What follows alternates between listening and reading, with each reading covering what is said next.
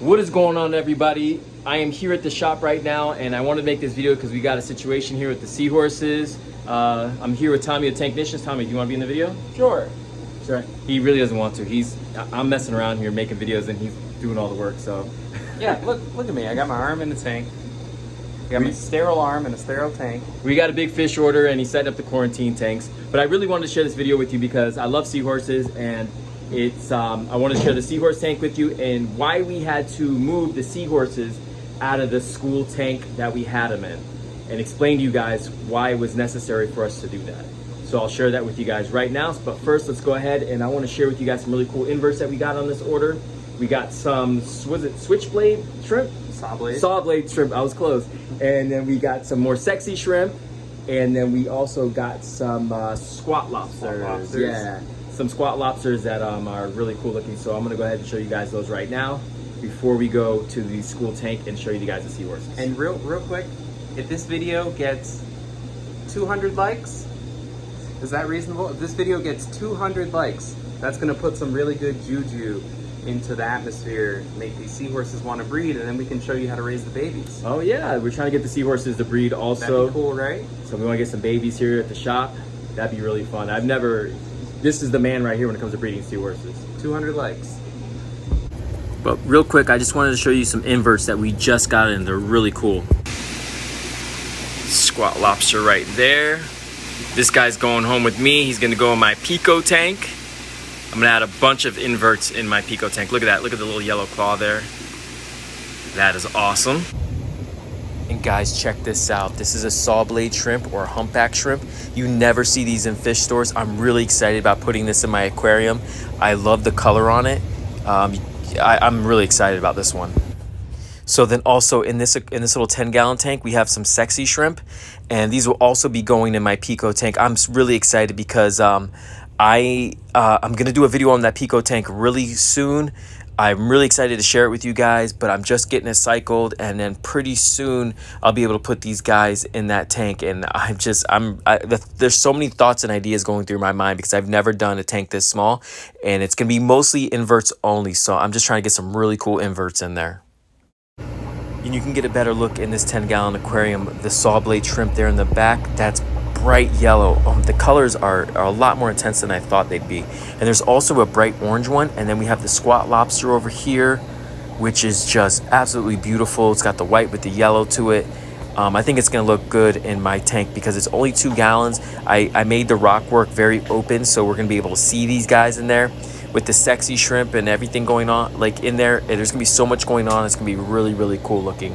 I'm just really excited about it, and I'll have that video up as soon as I can for you guys.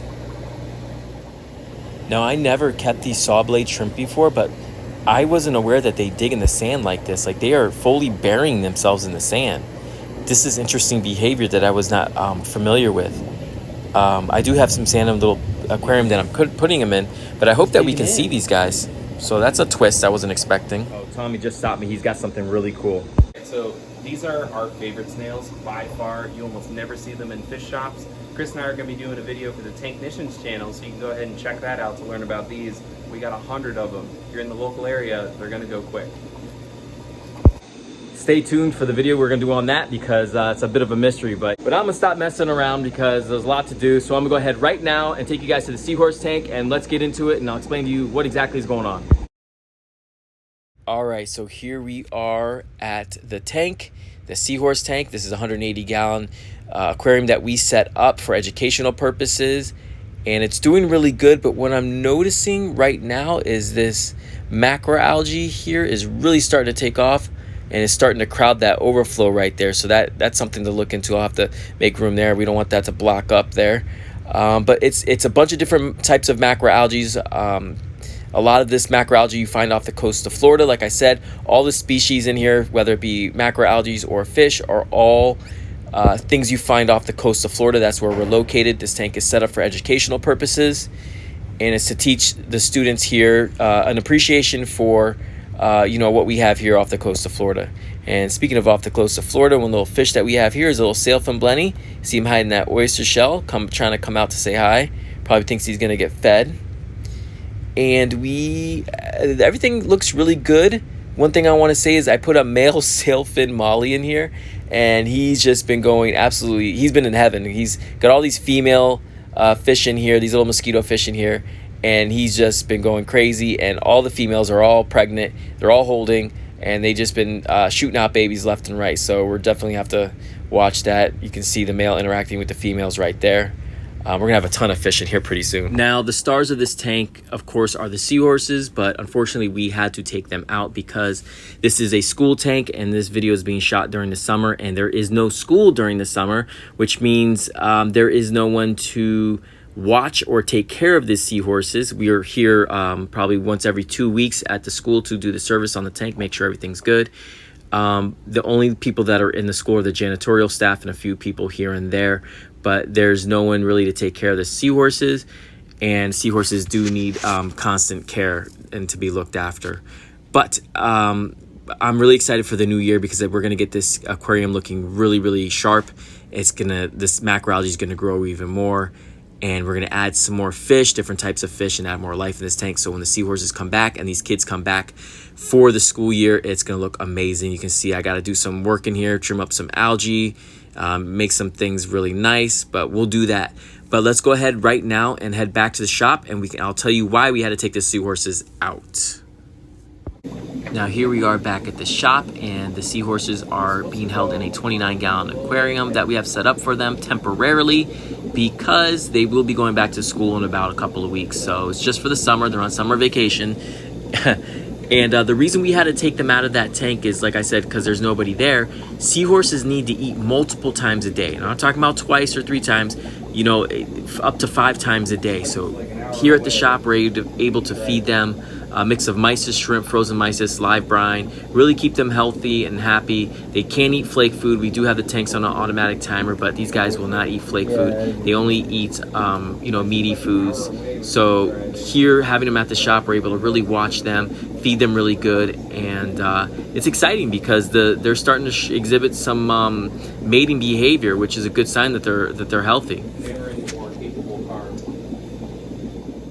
Well, I'm going to go ahead and do one of many feedings for today. I'm feeding live brine, and you can see the seahorses are all at the front of the tank right now.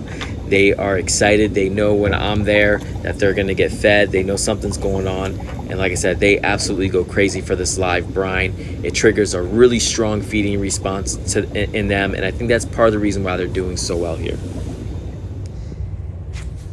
And I just get mesmerized by when they eat. Like, it's just so graceful. It's weird. They're just such a beautiful little creature. They're just so, look at that. They're just amazing. They're just so much fun to watch. I understand why people go crazy for them. One of my goals would be to have a seahorse tank of my own, just because they're just so soothing and relaxing to watch. You know, after a long day, just sit here and watch these guys and just watch all your anxiety and stress just melt away. But they've been doing really well in this aquarium, and it appears that the males have been showing interest in mating. So according to Tommy, we could possibly be having some baby seahorses pretty soon. That would be absolutely wild. I would definitely make a video and share that with you guys, because that would be just an amazing thing to experience. And there's a total of 4 of them. I see 3 up here. There is a 4th one way in the back there underneath the sponge. But yeah, they're all doing really well. They're all gonna, fat and healthy. And really excited to put them actually back into the school tank, because I know the kids absolutely love these guys. We got a fish order still to put away. A lot to do here. So I'll see you next time. Tommy, say goodbye to the good folks. Goodbye, good folks.